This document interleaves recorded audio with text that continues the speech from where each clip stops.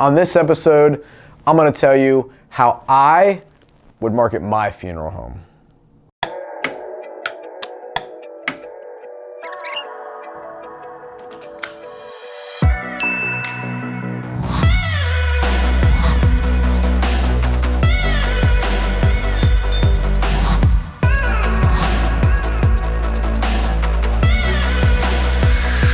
What's up, everybody? Welcome to DISRUPTu, episode 68. I'm Ryan Thogmartin, and this is the funeral profession's only marketing web show. Back in the saddle, 2020. We're going to be producing a lot of content this year. If you haven't checked it out, Napkin Game Plan Podcast, search it. That is my personal business podcast. We also started a new video series that you can find on Disrupt, Mr. Ryan's Neighborhood. Sit down with a lot of crazy youngsters and talk about the future. You have no idea what can happen and what kids will say. So check it out, Mr. Ryan's Neighborhood. Okay, so I get this question quite a bit, and it's something that we talk about internally amongst our creative team when we're looking at content ideas and coming up with big campaigns for our clients. And the question is, what would you do, Ryan, marketing-wise, if you owned a funeral home? So I kind of want to break that down today. If I owned a funeral home, this is what I would do. From a marketing perspective, I would run my funeral home a lot like we run Disrupt. I would produce a lot of content. But the first thing that I would do is, if I was budgeting marketing, it would go across three areas.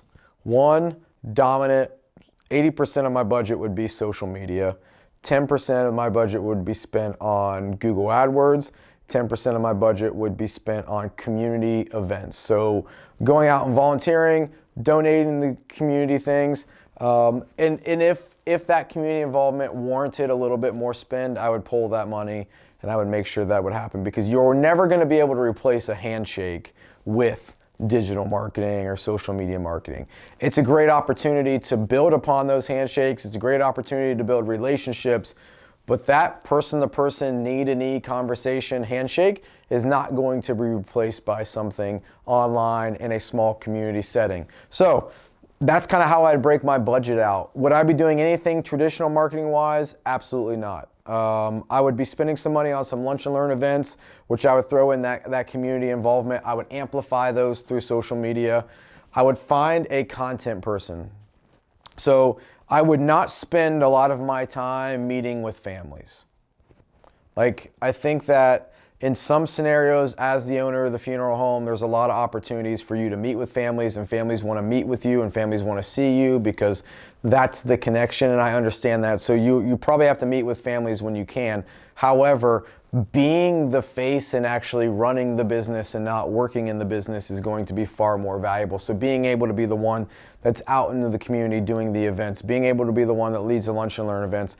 And then I would have a camera person or a content person that is documenting every little thing that's happening in the funeral home. So following me around a lot like we do our funeral hustles. That's what I would be doing with a funeral home. And look, there's some things that you can't show, right? You can't show you in the prep room. You can't show you in an arrangement with a family and what that arrangement process looks like if you're meeting with the family. But you can show you out in the community. You can document, holding your own smartphone up and giving a 15-second blurb on what you're getting ready to go do. There's ways to document that life in a funeral director, of a funeral director. And what we see with Facebook stories, Instagram stories, the way to build your personal brand is through that micro content.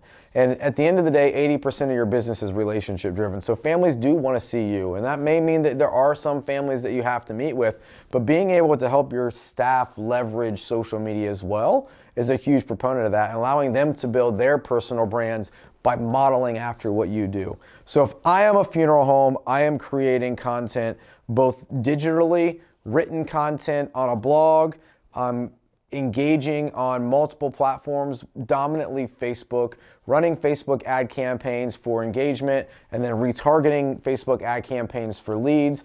I'm running some direct focused search marketing outside of my immediate area where people probably aren't Googling, but finding where outlying around my community they are Googling, and then dropping Facebook ads in those zip codes as well. So you have kind of a two-prong approach online.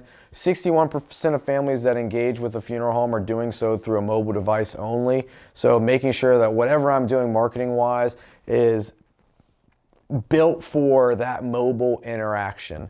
But at the end of the day, the majority of my dollars are going to be spent in social media marketing. That's on not only producing content and managing that content, but being able to have a video person, or at least one person that can write content for me, with me, in conjunction with me, so that there's a lot of organic content going out and things are happening. At the end of the day, if we can pull back the curtains and give the consumer a peek into what it's like to be a funeral director, it's interesting. My kids follow probably half a dozen families on YouTube, and they talk about these families on YouTube like, my daughter said the other day, oh my gosh, I can't believe Paige did this. And my wife and I look at each other and we go, who's Paige?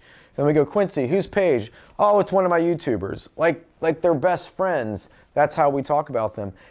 But all they're doing is documenting their life, documenting when they go to the grocery store, documenting when they make dinner, documenting when they play ball in the backyard.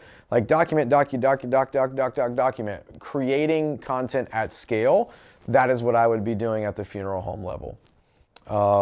Again, but you got to be aware of what the family wants to see and then what's appropriate to show.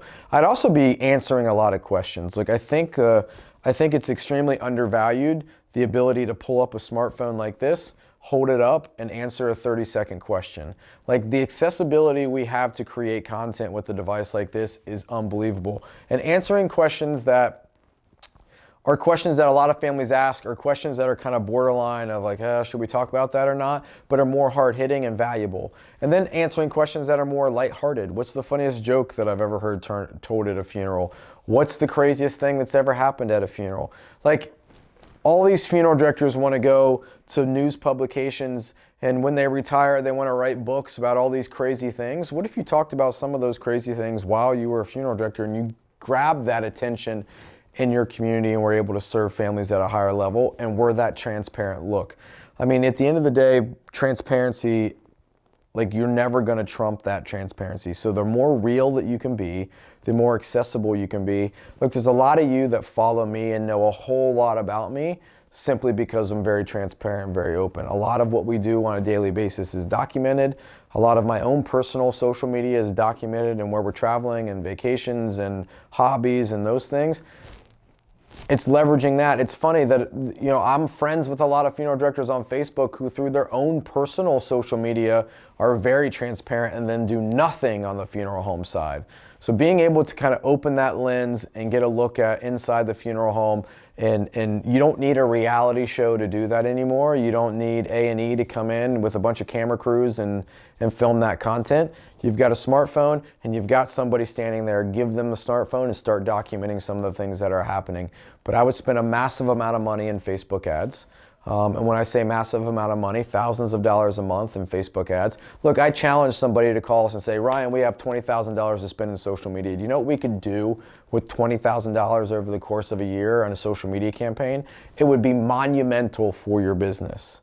Monumental. So I'm not saying that you got to spend every dollar that you earn in social media marketing, but $1,500, $2,000 a month. If you spent that, you would see an increase in business immediately with that type of spend over the course of a year. Your ability to be able to grab that attention, funnel that attention with a funneled out ad campaign, with content and the organic things that you're creating, push that user down the funnel where you could capture a lead. So first person to call us, give us $20,000. We'll show you how to grow your volume through social media marketing. It's really that simple. Until next time, keep disrupting.